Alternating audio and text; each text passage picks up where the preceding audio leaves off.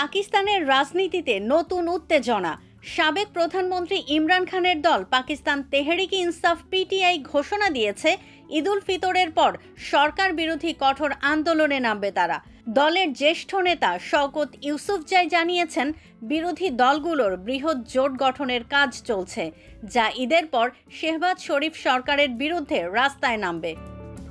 বর্তমানে ক্ষমতাসীন জোটের প্রধান দুই দল পাকিস্তান পিপলস পার্টি পিপিপি এবং পাকিস্তান মুসলিম লীগ নওয়াজ পিএমএলএন এর মধ্যে অভ্যন্তরীণ দ্বন্দ্ব দেখা দিয়েছে। শওকত ইউসুফজাই দাবি করেছেন, এই দ্বন্দ্ব যদি চলতে থাকে তাহলে ঈদের আগেই সরকার পতনের সম্ভাবনা রয়েছে। শওকত ইউসুফজাই বলেন, পিপিপি ও পিএমএলএন এখন একে অপরের বিরুদ্ধে সত্য বলছে।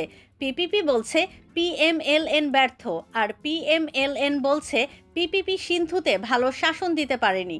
এই দ্বন্দ্বই প্রমাণ করছে সরকার পুরোপুরি অকার্যকর হয়ে পড়েছে।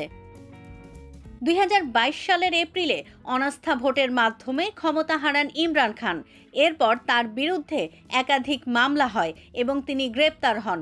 বর্তমানে তিনি কারাগারে আছেন। পিটিআই এর অভিযোগ, ইমরান ক্ষমতাচ্যুত হওয়ার পর 2024 সালের শুরুতে পাকিস্তানে আবারও নির্বাচন হয়, কিন্তু এতে তিনি অংশগ্রহণ করতে পারেননি। এমনকি তার দল পিটিআইকে ব্যাট প্রতীকে নির্বাচন করতে দেওয়া হয়নি। এতে পিটিআইয়ের সদস্যরা স্বতন্ত্র হিসেবে নির্বাচন করেন। তা সত্ত্বেও ওই নির্বাচনে সর্বোচ্চ আসন পায় পিটিআই, কিন্তু তাও তাদের সরকার গঠন করতে দেয়া হয়নি। 2024 সালের নভেম্বরে ইমরান খানের মুক্তির দাবিতে বিশাল লং মার্চের ডাক দিয়েছিল পিটিআই, কিন্তু শেষ মুহূর্তে তা ব্যর্থ হয়।